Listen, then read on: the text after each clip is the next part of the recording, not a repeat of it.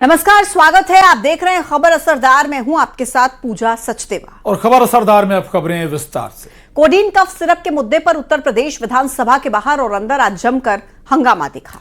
UP विधानसभा परिसर में Samajwadi party के विधायकों ने प्रदर्शन किया। समाजवादी पार्टी के विधायक हाथों में तख्तियां लेकर विधानसभा पहुंचे और सरकार के खिलाफ जमकर नारेबाजी की, जिसके बाद सदन के अंदर सीएम योगी आदित्यनाथ ने विपक्ष को करारा जवाब दिया।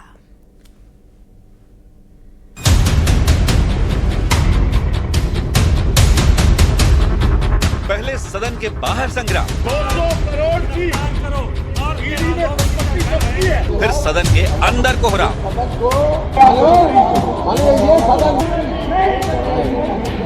यूपी विधानसभा के शीतकालीन सत्र के दूसरे दिन समाजवादी पार्टी के विधायकों ने कोडीन कफ सिरप पर सदन के अंदर जमकर हंगामा किया। विधानसभा स्पीकर प्रश्नकाल चलाने की अपील करते रहे, लेकिन समाजवादी पार्टी के विधायक हंगामे पर अड़े रहे, जिस पर सीएम योगी आदित्यनाथ ने विपक्ष को करारा जवाब दिया।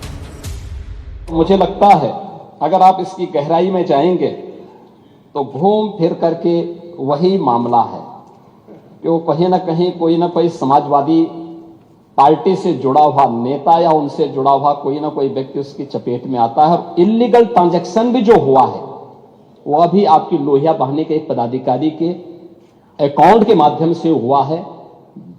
एसटीएफ इसकी जांच कर रही है। सिर्फ सदन में ही नहीं बल्कि कफ सिरप कांड पर सदन के बाहर भी हंगामा हुआ। सदन की कार्यवाही शुरू होने से पहले समाजवादी पार्टी के विधायक अतुल प्रधान जब विधानसभा पहुंचे तो उनके हाथ में कई सारी होर्डिंग थी। उनमें से एक होर्डिंग पर कफ सिरप का फोटो छपा हुआ था। साथ ही सिपाही आलोक सिंह के घर की बड़ी फोटो चस्पा थी।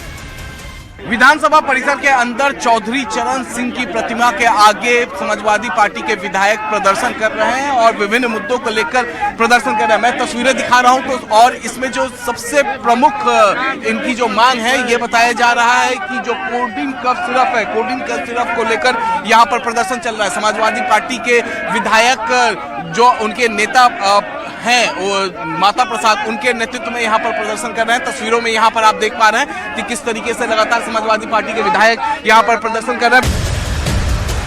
विधानसभा के बाहर समाजवादी पार्टी के विधायकों का प्रदर्शन जारी रहा।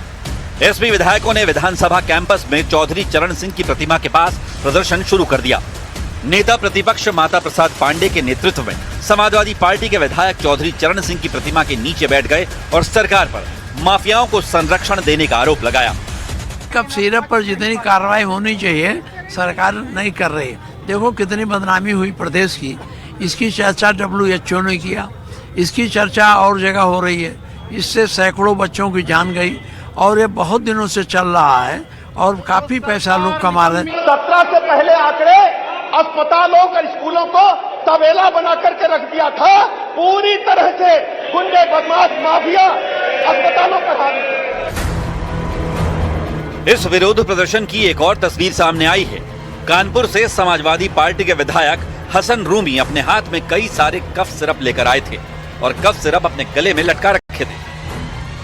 इस वक्त जितने मेडिकल स्टोर हैं सब लोग बड़े होशियारी के साथ कोडीन के सिरप से भागे हुए हैं, क्योंकि इस कोडीन के सिरप में 10,000 करोड़ का घोटाला और उसमें भारतीय जनता पार्टी के कई नेताओं का तथाकथित रूप में संरक्षण मालूम हो रहा है।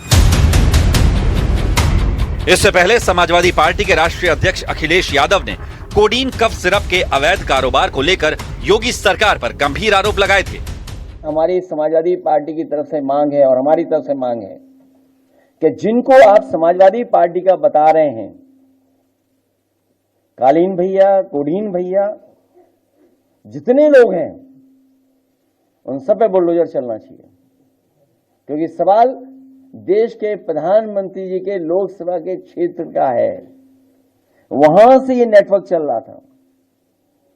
उसमें जितने लोग शामिल हैं, हजारों करोड़ का जिन्होंने खेल किया है, उन सब पे बुलडोजर चलना चाहिए।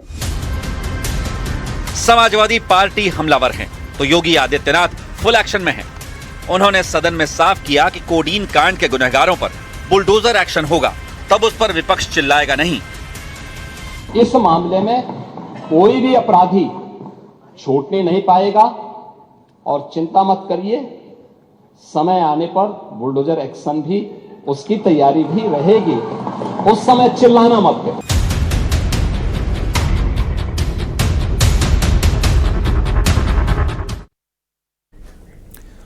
और बांग्लादेश में हिंदुओं पर हो रहे अत्याचार का मुद्दा अब गर्मा गया है। कोलकाता में आरएसएस चीफ मोहन भागवत ने बड़ा बयान देते हुए कहा कि बांग्लादेश में हिंदू अल्पसंख्यक हैं और उनके लिए हालात मुश्किल हैं।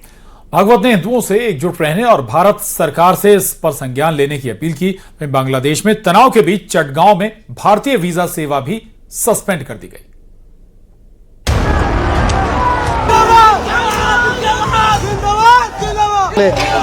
শিক্ষার্থীরা উৎসুক জনতা তারা কিন্তু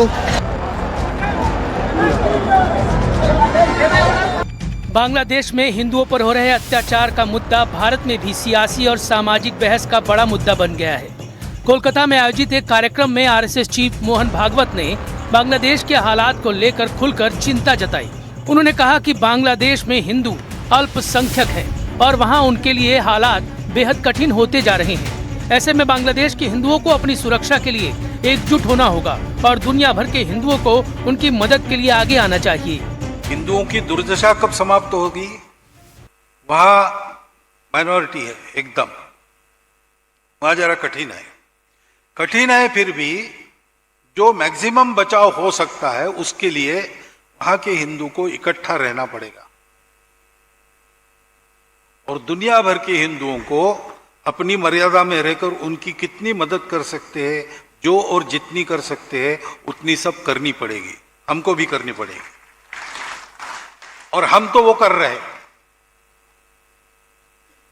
बाकी हिंदुओं का एक ही देश है, भारत देश, तो भारत की सरकार को इसका संज्ञान लेना पड़ेगा, कुछ करना पड़ेगा।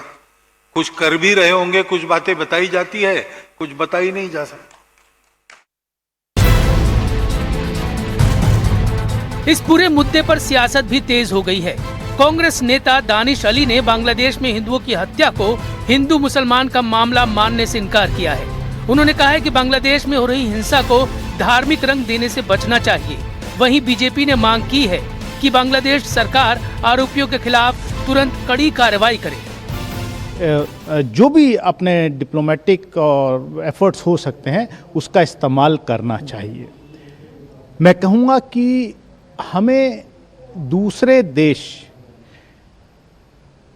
के मामलात में कौन इकट्ठा हो जाए कौन ना, इसको धार्मिक रंग देने से बचना चाहिए। हर हिंदू संगठन बांग्लादेश के खिलाफ आवाज उठा रहा है, तो वीज़ा तो बहुत दूर की बात है। बांग्लादेश सरकार अविलंब कार्रवाई करे, ये जरूरी है। सिर्फ आरएसएस या राजनीतिक दल ही नहीं बल्कि साधु संत और हिंदू संगठन भी बांग्लादेश सरकार पर कार्रवाई का दबाव बना रहे हैं और भारत सरकार से बांग्लादेश को सबक सिखाने की मांग कर रहे हैं। मानना है कि प्रधानमंत्री मोदी जी को उस हिंदुओं की रक्षा के लिए, हिंदुओं की स्वाभिमान के लिए ऑपरेशन 2 बांग्लादेश के खिलाफ और बांग्लादेश के जो इस प्रकार के हिंसक लोग हैं, जो जिहादी मानसिकता के लोग हैं, उनके खिलाफ करना चाहिए। कि सीए के तहत बांग्लादेश में रहने वाले हिंदुओं को भारत में लाके नागरिकता दो और बांग्लादेश अगर सीधा नहीं होता तो बांग्लादेश को हिंदुस्तान में ही मिला लो, फिर अपने आप ठीक हो जाएगा। इस बीच बांग्लादेश में तनावपूर्ण हालात को देखते हुए विदेश मंत्रालय ने बड़ा फैसला लिया है। बांग्लादेश के चटगांव में भारतीय वीजा आवेदन प्रक्रिया को अनिश्चित काल के लिए निलंबित कर दिया गया है। दरअसल गुरुवार को चटगांव में सहायक भारतीय उच्चायुक्त के आवास पर कट्टरपंथियों ने पथराव किया था। सुरक्षा कारणों को देखते हुए ये फैसला लिया गया है। साफ है कि बांग्लादेश में हिंदुओं पर हो रहे अत्याचार अब सिर्फ एक देश का नहीं बल्कि अंतर्राष्ट्रीय चिंता का मुद्दा बनता जा रहा है।